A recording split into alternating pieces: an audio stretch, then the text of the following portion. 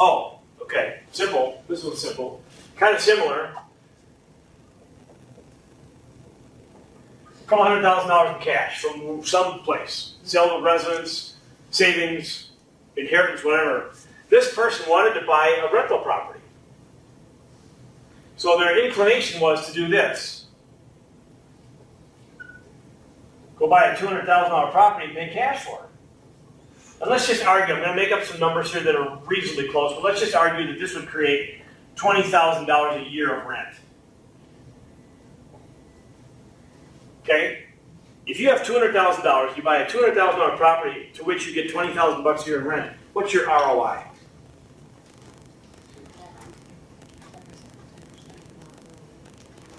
What's 20 as a percentage of 200? 10. So your ROI is 10. You invested 200, you get 20, you're making 10%, right? Real simple. I said to this person, I got an idea for you. Let's turn this into 5 $40,000 chunks, which is more mainstream today, and let's go buy 5 $200,000 houses.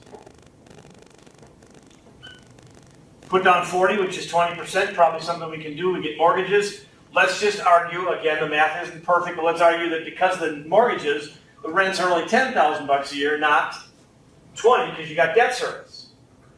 Who can tell me the ROI on that arrangement over there versus this one over here? 25. Yeah. You invested 40 and you got 10. That's 25%. So your rate of return is substantially higher. And you've got 5 of these.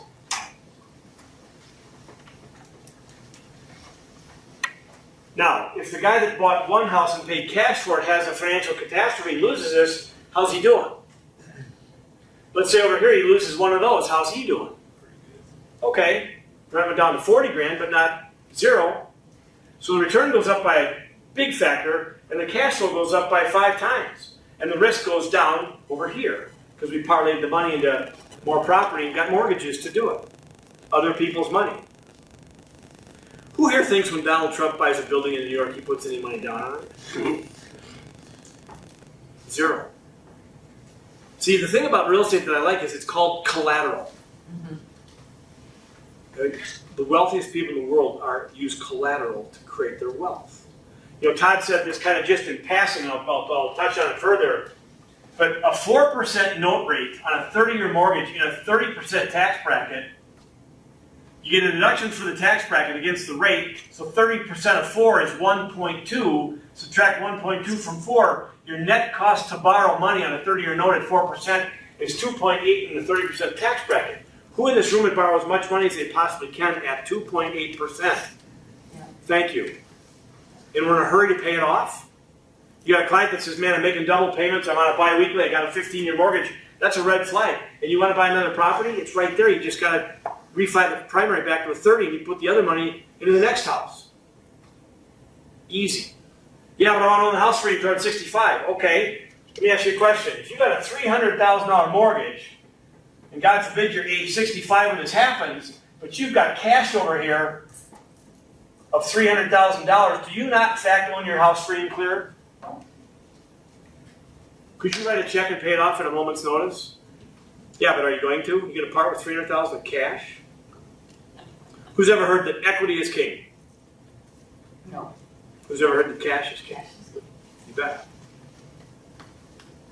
Here's the difference. If you own the house free and clear, you've got a house that might appreciate. That's your only engine. If you've got a $300,000 house and cash and a mortgage, you've got a house that'll appreciate. You got mortgage interest deductions, and you got $300,000 earning some rate of return. So in one instance, you've got 3 engines. In one instance, you've got 1. Well, 3 engines oftentimes outpull 1. Sure. Just economics. It's not even me voodoo. It's no voodoo here. It's just how, like Todd said, how money works. The truth about money. When Warren Buffett said, my secretary pays more in taxes than I do, he was hoodwinking America. You know why that is?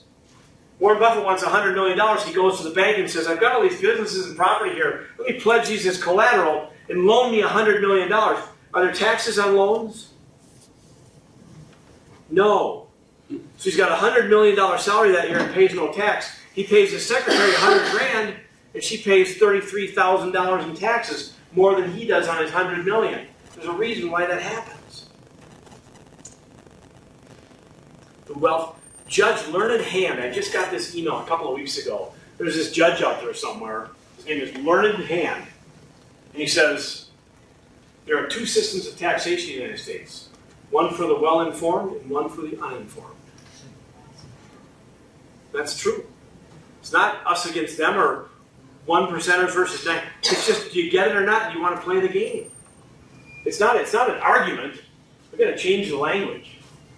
Anybody can participate. All right. Make sense? Yep. Is this helping at all? Paul, the reality is everyone is playing. We're all playing the tax game whether we want to or not. Right. So it isn't we get to, we have no choice. Just at what level you're willing to play.